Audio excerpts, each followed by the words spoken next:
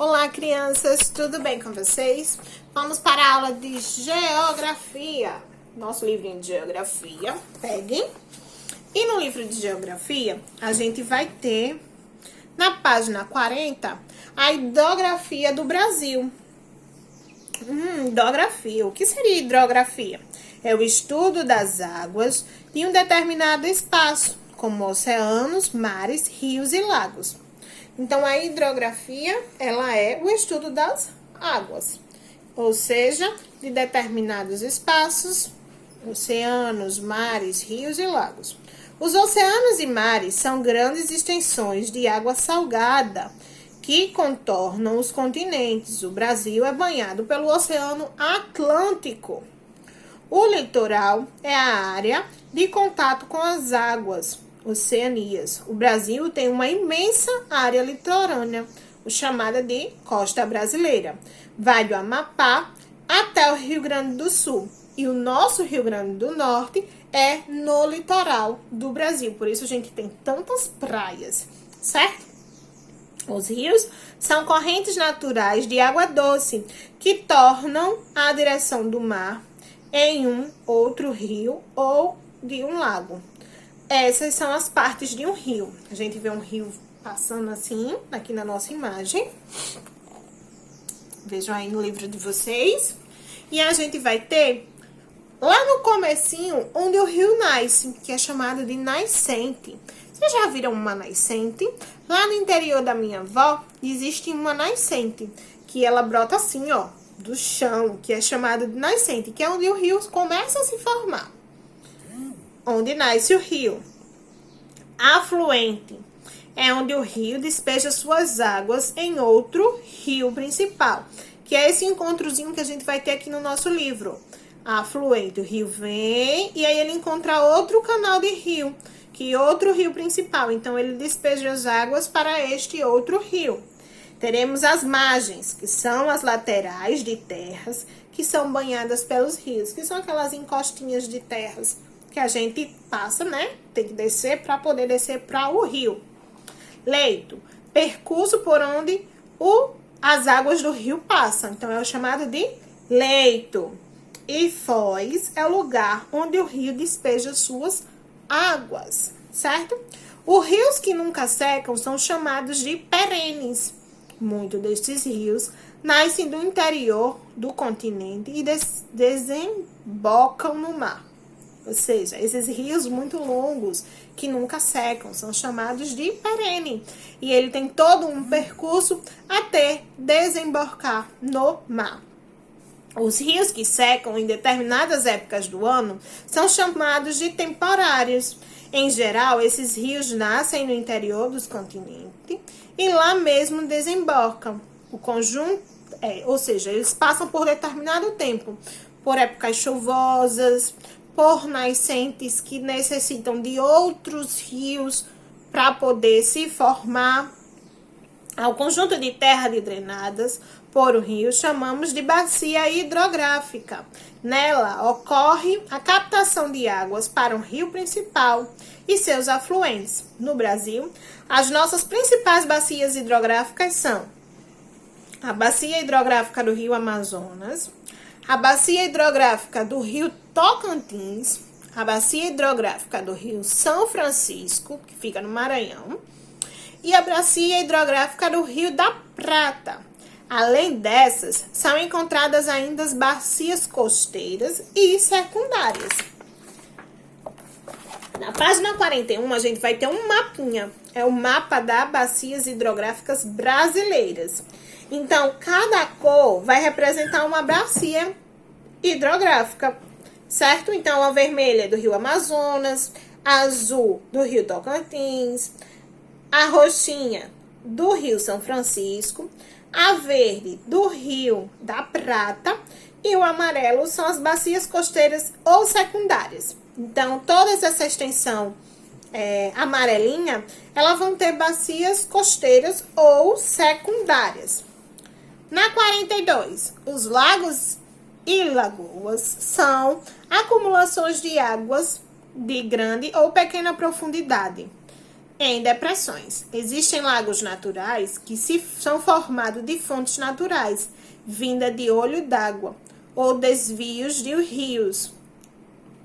Então, como eu tinha falado, né? Olhinho d'água que brota da terra, que podem ser formados por este lago, pode formar o lago, ou fontes naturais, vindo de outros rios que se acumulam naquele espaço e tal. Os lagos artificiais, que são construídos pela ação humana, que pode obter algum processo. Ou seja, muitos lagos foram construídos por ação humana, ou seja, faz lá a profundidade, tirando aquela terra, muitas vezes colocam plástico para não a água daquele espaço não entrar na terra, certo? Diversas coisas são produzidas por processos humanos, nós humanos. Por exemplo, a barragem de Sobradinho, que foi construída para ter uma fonte geradora de energia.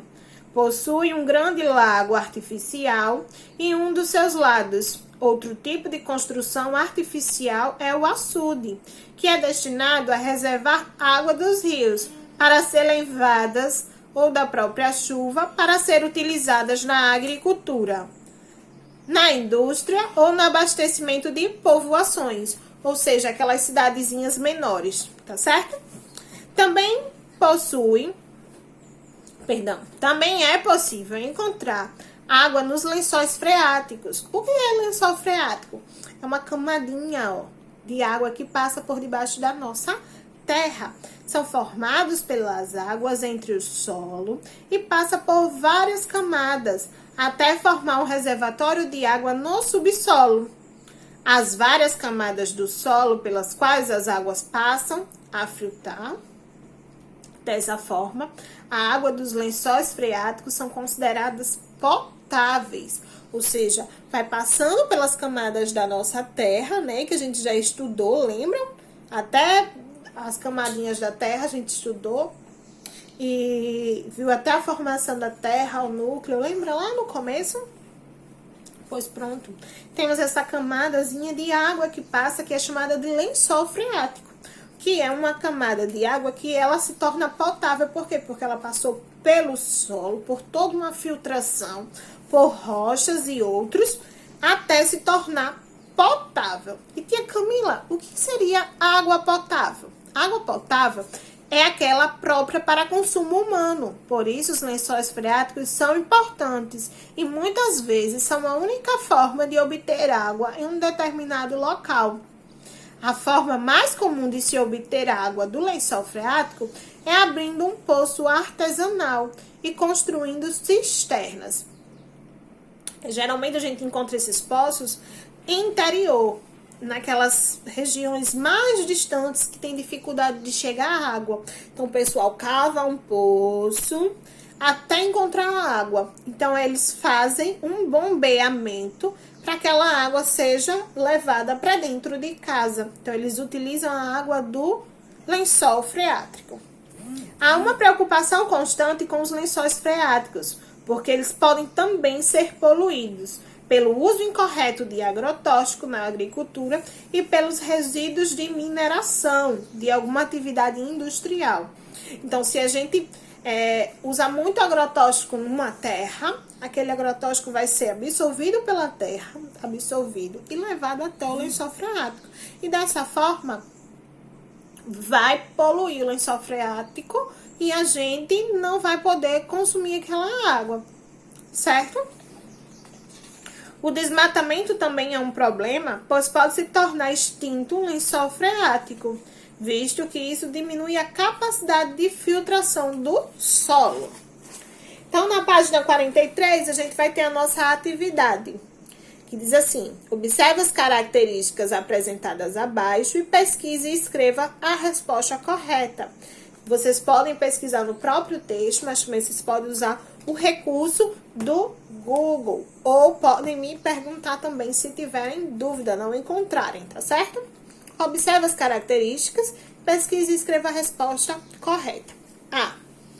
Parte do oceano que banha os continentes. Qual é o oceano que a gente vê aqui, que banha o nosso continente? chamado de um nomezinho com 3 letrinhas bem pequenininha. Água própria para consumo humano. Um lago pequeno é chamado de corpo hídrico artificial. Ou seja, criado artificial. Eu falei 2 na nossa explicação. Vamos lembrar? Complete as frases utilizando o grupo de palavras do quadro. Então, vocês vão completar as frases utilizando rios, correntes, riachos, oceanos, salgada e mares. 3. Observe as fontes a seguir e identifique os objetos de estudo da hidrografia que estão sendo representados. Então, aí a gente vai ter as imagens e você vai dizer cada uma delas qual é, tá certo? Essa foi a nossa atividade de geografia, apenas a página 43. Espero que vocês tenham entendido sobre a nossa hidrografia do Brasil e a gente ainda vai estudar muito mais sobre ela, tá certo? Um beijão e até a próxima aula. Tchau!